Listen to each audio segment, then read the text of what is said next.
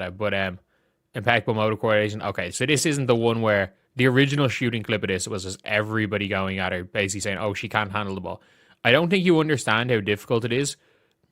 Like, this drill is relatively difficult to do. Like, an average person is not able to do this. Like, anyone who's half decent at basketball, doing something like this with two normal basketballs is fine. However, like, one of the things I don't think people realize is doing this with two different size basketballs and potentially two different and probably two different weight basketballs is not easy to do. Day 2 of Indiana Fever training camp has offered a clearer picture of what the organization is building toward this season, and the early evidence points firmly in one direction: defense. From the footage that has come out of camp, every session appears to have started on the defensive end. The Fever are being notably more secretive than most teams at this stage, with far fewer clips circulating compared to other franchises. What has come out, however, consistently shows an emphasis on defensive structure and positioning rather than offensive execution. Is not easy to do. It's like doing a one tennis ball and one basketball trying to dribble it. It is not easy to do. With the two balls are bouncing at different weights, like, that is insane motor coordination. Like, I'm not somebody even that's talking about Kate. I think Caitlin Clark has more of a functional handle than she has good handle. But like, this is tough, even for a pro. This is tough. I have to admit. Like, you're looking at Caitlin here being able to do this with ease. And Stephanie White has been direct about the intention improving the team's defensive rating and generating more transition opportunities through stops and rebounds. The logic is that getting the ball moving quickly off defensive possessions plays directly into one of the team's core strengths. That strength is Caitlin Clark in transition. The argument being made by analysts watching the early camp footage is that Clark is the most effective transition point guard in WNBA history by a significant margin, and the distinction that stands out is not just athleticism but decision-making. And obviously step it into shooting drills. Like, look, you're expecting Caitlin Clark to shoot 90% in shooting drills. That's kind of the expectation with the level of shooter that she is off the catch. I think she's maybe shot 5 corner threes in her career, but you are still expecting her to shoot 90% in drills. She is somebody that is okay, so she's going off right hand dribble, left hand dribble. She is somebody that shoots a lot off the dribble, which is why the percentage is lower. But where other high-level passers can make simple plays look complicated, Clark consistently makes difficult reads look routine. A defense-first identity, if executed, would feed directly into that strength by generating more of the fast break situations where Clark is at her most dangerous. On the offensive side, a drill featuring Clark with 2 different-sized basketballs drew attention on social media, with some viewers misreading it as evidence of ball handling problems. The drill is actually a high-difficulty coordination exercise. Managing 2 balls of different sizes and weights simultaneously requires a level of motor control that goes well beyond standard dribbling work. Which is why the percentage is lower. But you're expecting 90%, and you're expecting 45% of open shots for Caitlin minimum.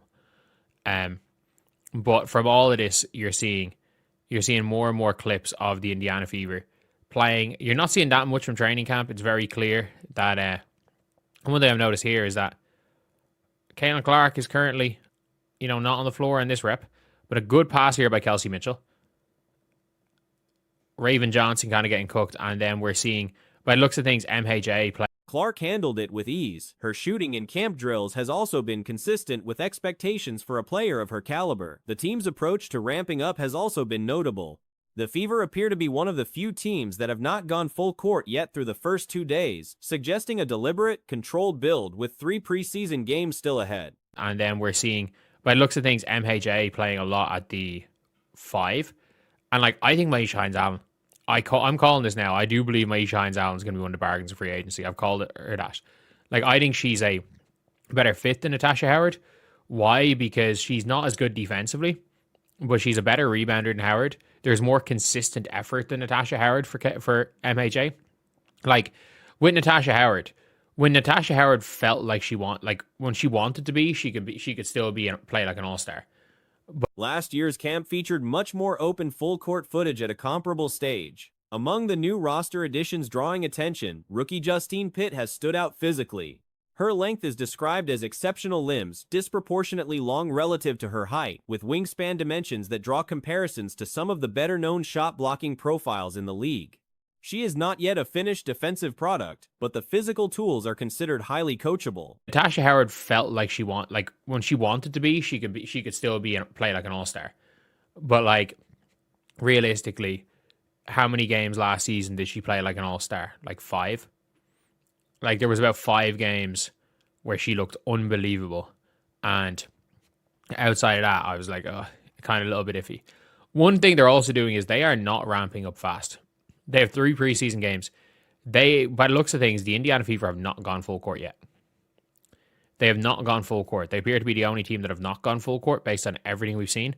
And it's unlikely. Players with that kind of length and basic coordination can develop into reliable defenders with the right instruction, and the Fever's current coaching emphasis suggests that development will be a priority. Also drawing notice is Maisha Hines-Allen, who has been getting reps at the 5. She is being positioned as a potentially undervalued free agent addition, consistent effort, strong rebounding, and a physical presence in the post. The comparison being drawn is to Natasha Howard, with the argument being that Hines-Allen's reliability across more nights makes her a better fit than a player whose impact came in unpredictable bursts. That have not gone full court based on everything we've seen, and it's unlikely that they wouldn't, like, that no one would have seen anything full court from them. And it is an interesting one as well, because like last year we were seeing like full clips of them in preseason. And then another thing which is big, I've already made a video on this, Justine Passat is huge. She is huge. Also, at this stage, just you might as well have called up January last year. They really should have. But KK there, Ty Harris. Good defense there by Ty Harris.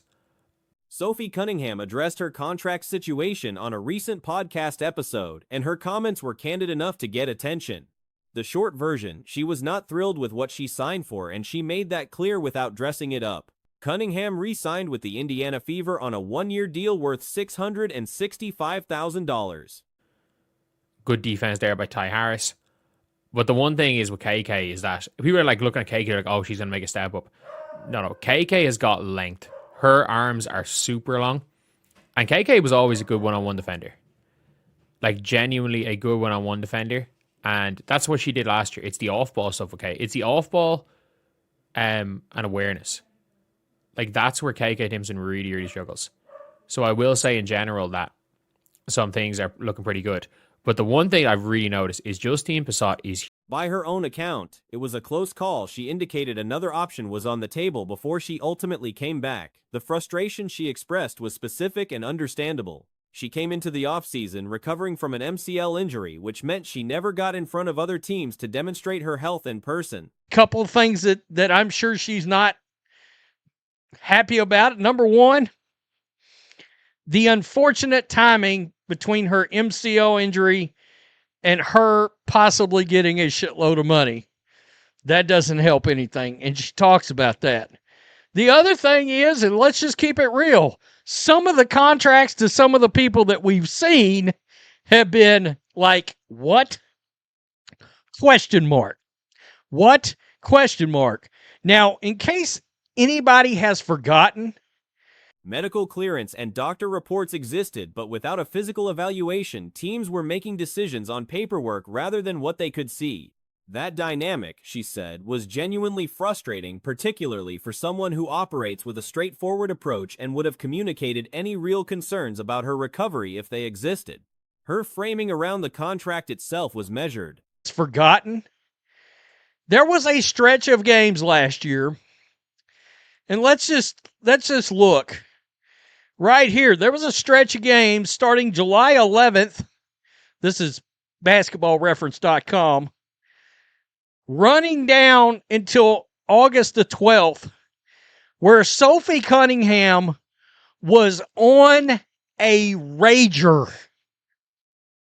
She was destroying everything. She acknowledged the business side of it, noted that winning is her primary motivation at this stage of her career, and described the situation as a wake-up call to stay sharp rather than get comfortable.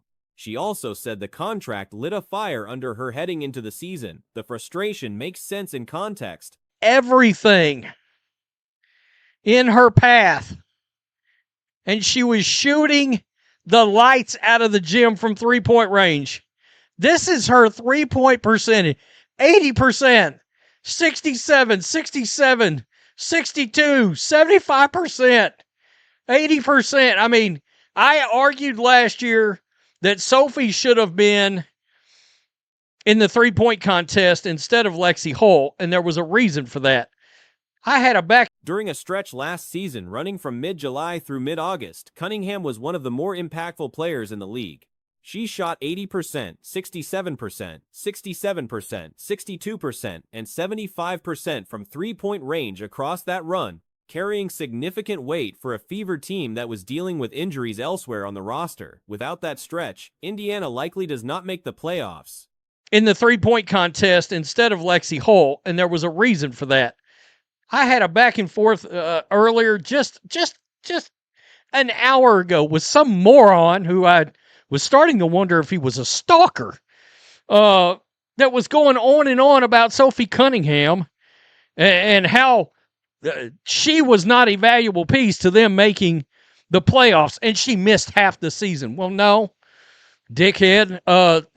She missed 14. She played 30 games, 14 out of 44 games, or 30. She played 30 of 44 games and was a genuine difference maker when available. Her profile beyond the court has also grown considerably. She was the top trending female athlete on Google in 2025, has endorsement activity that reflects broad name recognition, and has recently taken on a broadcasting role covering WNBA games. Given all of that, some dissatisfaction with a one-year $665,000 deal is not hard to understand. 44 games, or 30 games out of 44 games. And that without that stretch I just showed you, this team is not making the playoffs. Stop it. With all these injuries they had, Sophie was a valuable piece. Frankly, I don't think she got enough credit last year. But everybody's wigging out over this little piece about her talking about her contract. In case you're wondering, her contract, 1 year, 600. If the Fever do not win a title this year, Cunningham is also entering a market where unrivaled contracts could pay her several times her WNBA salary, a factor that will be part of any future negotiation. The other piece of the podcast that generated attention was her comment about Raven Johnson after the first day of training camp. Cunningham described Johnson as a competitor and said she loved what she saw from her immediately. 1 year, $665,000 guaranteed, right?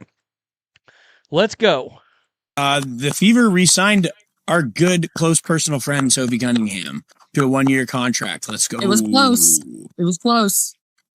Can I be nosy right off the jump? By the way, it was close. She just told you she almost went to a different team, I think, is how I interpret that.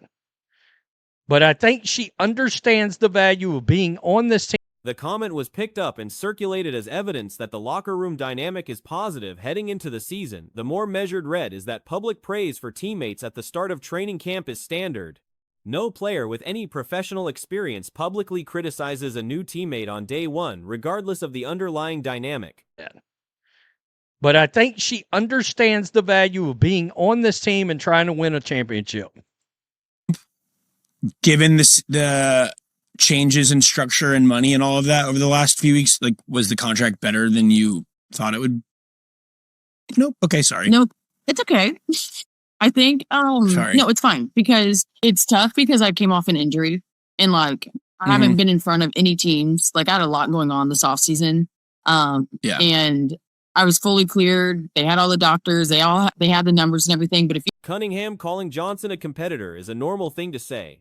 It does not confirm anything about the internal chemistry of the roster, and it does not resolve whatever questions exist about how the group functions once the season is actually underway. What happens on the floor over the course of the year will be more informative than anything said during the first week of camp. they had the numbers and everything, but if you don't get in front of these people, then it's like, hey, like, are you actually good?